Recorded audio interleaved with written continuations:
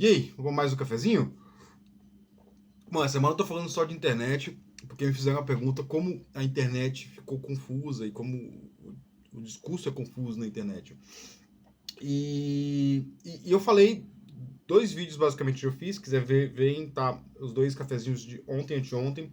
No primeiro eu falei como os sistemas mudaram, né? Houve a plataformização da internet, que tipo, capturou o discurso, capturou o site, tudo rola dentro dessas plataformas, o Twitter, o Instagram, o Facebook, o LinkedIn, todo mundo entra nesse site somente para ver os conteúdos, né? A gente saiu de uma internet que era basicamente protocolos e aplicativos, né, para uma internet que são plataformas. E ontem eu falei como o mercado financeiro olhou para a internet como uma mina de ouro, né? Hoje a gente chegou num ponto onde é possível plenamente ganhar dinheiro na internet, que não era 15, 20 anos atrás, né? E aí, hoje eu quero tratar, agora, finalmente tratar de algoritmo. Vamos lá, vamos lá.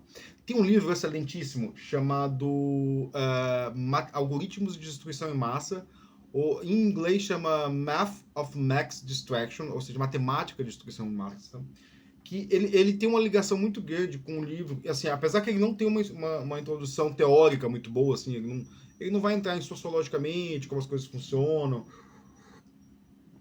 ou como o subconsciente nosso lida com algumas coisas. Mas tem um outro livro que é eu que eu gosto, que é onde eu me inspiro, que é The Technological Society do Jack Zaloom, né?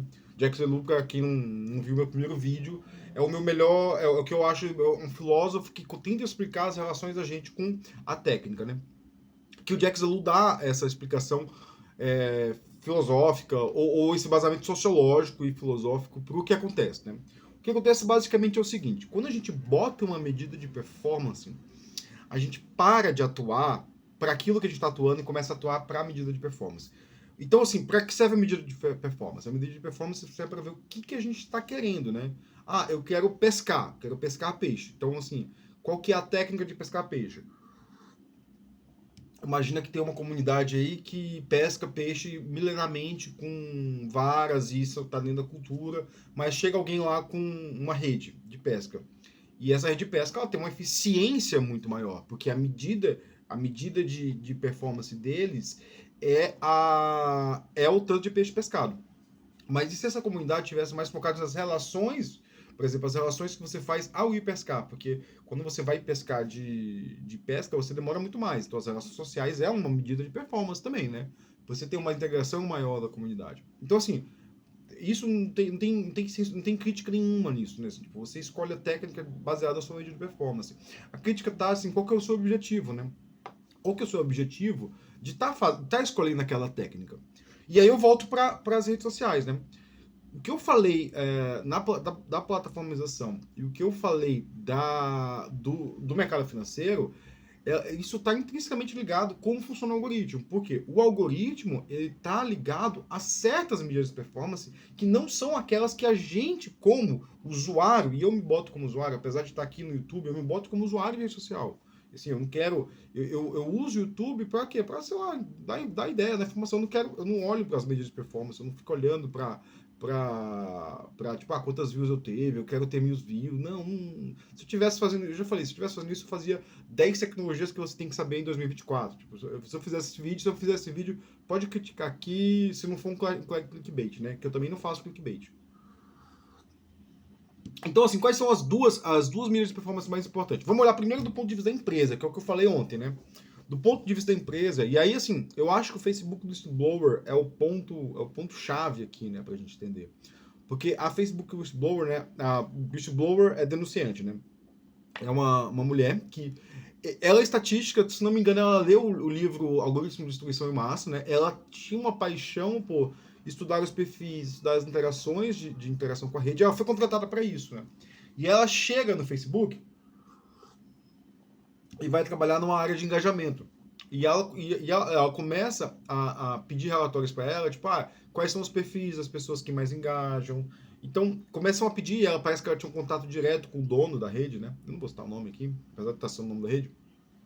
Ela tinha um contato direto com o dono da rede. E ela imaginou assim, nossa, que legal, estou estudando aqui tipo, quais transtornos psiquiátricos ou psicológicos que fazem que as pessoas interajam mais na rede. Talvez ele queira tratar esse transtorno, né? E aí, quando ela termina o trabalho dela, o dono da rede pede assim, então vamos... E aí, a segunda parte, quais são as funcionalidades da rede que fazem as pessoas incrementarem, piorar esses sintomas, né? Essas características, como ansiedade, como não gostar do corpo, que, né, tipo, isso é muito presente em mulheres adolescentes que têm que não gostam do próprio corpo, que têm uma satisfação corporal e são mais ativas em redes, como o Instagram, né? E aí ela pensou assim, nossa, que legal, e talvez a gente vá agora mudar essas funcionalidades para diminuir esses transtornos, né? Aí foi quando teve o gap, né? Ela viu que, na verdade, não, muito pelo contrário. A decisão empresarial da empresa foi: vamos investir nesses transtornos. Vamos investir contra a saúde mental das pessoas para que as pessoas fiquem mais engajadas. Mas por que o cara fez isso? Ele fez isso porque ele estava olhando para a medida de performance do engajamento. Só isso. E muitas vezes as pessoas fazem isso sem ter uma crítica, né?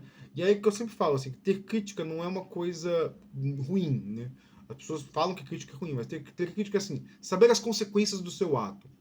Tem pessoas que fazem as coisas sem ter crítica em relação àquilo. Elas fazem o ato sem saber as consequências do ato, né? Isso é muito importante. A gente pode até falar alguma vez, assim, as pessoas acham que eu falei de economia, mas eu não falei de economia aqui na questão toda. Eu falei de dinâmica de mercado, né? Eu não falei de escolhas econômicas, de políticas econômicas, né? E, por exemplo, falei de políticas econômicas quando as pessoas aplaudem políticas econômicas que são ruins para elas por não ter crítica.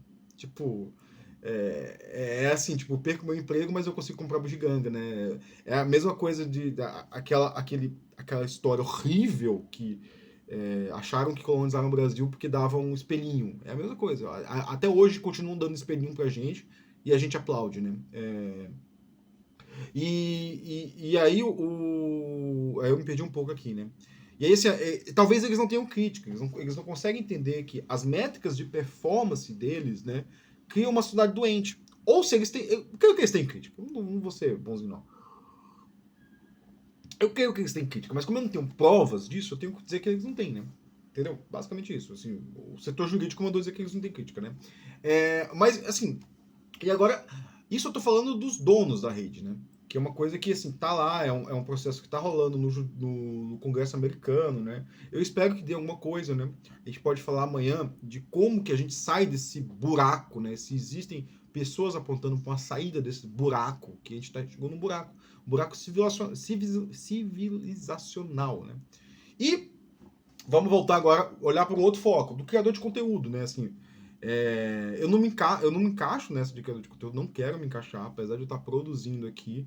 Vocês veem que eu toco em pontos aqui que os criadores de conteúdo normalmente não tocam. Por quê? Porque eu não tenho medo de perder seguidor, porque eu não tô aqui para... A minha métrica de performance é como eu me expresso, entendeu?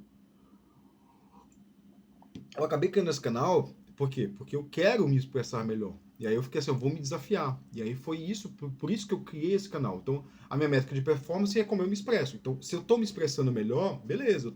Eu tô tocando temas complexos aqui, eu tenho algumas views aí que eu acho que é bom pra mim, tipo. É isso, acabou. Entendeu? E eu vejo o vídeo, vejo como tá a minha fala. Eu tinha um problema...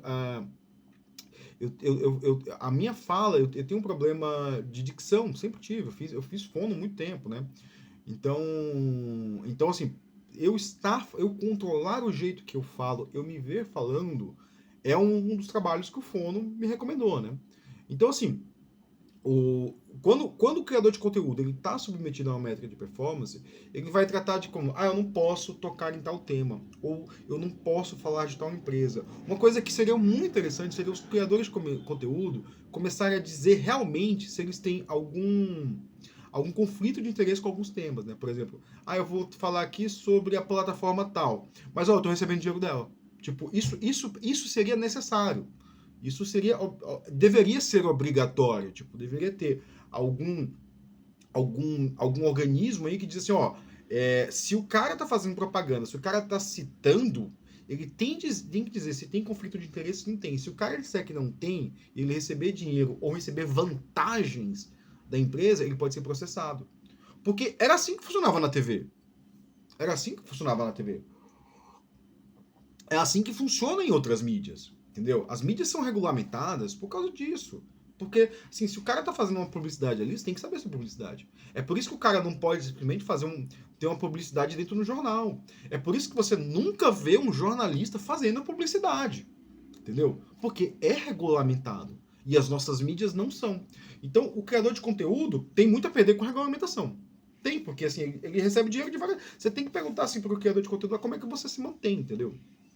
E assim, não tô falando nada contra o criador de conteúdo, gente.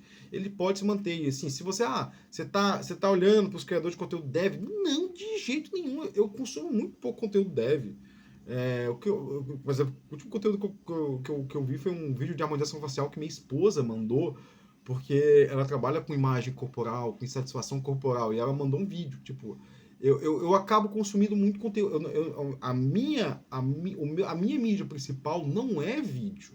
Eu não consigo ver um vídeo e me atentar e capturar o conteúdo bem. A minha mídia principal é escrita. Eu vou ler documentação, eu vou ler livro. Então, assim, eu não estou falando de conteúdo. Se alguém disser que eu estou falando contra algum influencer dev, desculpa, tá mentindo, entendeu? Isso pode acontecer porque as redes também, uma métrica de engajamento dela é a discórdia, entendeu? E as pessoas fazem discórdia de propósito. As tretas, elas não existem porque as pessoas gostam de treta. As pessoas gostam de treta porque traz engajamento. Tipo, o meu perfil no Twitter só cresceu, só é grande, porque inventaram uma mentira sobre mim. Inventaram uma mentira, eu recebi acusação, ficaram um monte de gente pegando meu Twitter. Que assim, fizeram o quê? O Twitter tem 280 caracteres. Se você criar um espantalho em cima do Twitter, tipo, você escreve um fio lá e você cria um espantalho, você acaba criando uma treta onde não existe, entendeu? E o meu tweet que viralizou era basicamente isso, um perfil, picareta, tá famosinho, picareta, que tá bloqueado, assim, o cara não me segue. Tem muita gente segue e aplaude ele aí, mas assim, eu bloqueio ele, então você nunca vai ver ele interagindo comigo. Que inventou uma mentira sobre mim, eu recebi até, tipo, pessoas me xingando no DM, né? No dia eu bloqueei mais de 50 pessoas, né? E aí meu perfil cresceu por causa disso. Por quê? Por causa da treta, você vê? É por isso que a internet não é um ambiente saudável, né? Mas a gente tem chance de botar um ambiente, tem chance de fazer um ambiente saudável. E no próximo vídeo eu vou tratar um pouquinho disso aí. Se existe algum modo da internet saudável? Bom, meu cafezinho não acabou, mas assim, o tempo já deu. Espero que tenha sido um bom cafezinho.